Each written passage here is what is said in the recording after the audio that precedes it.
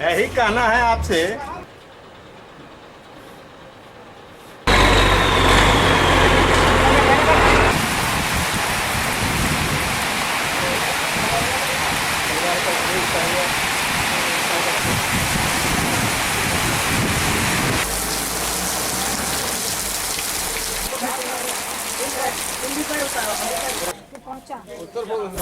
चावल पहुंचा।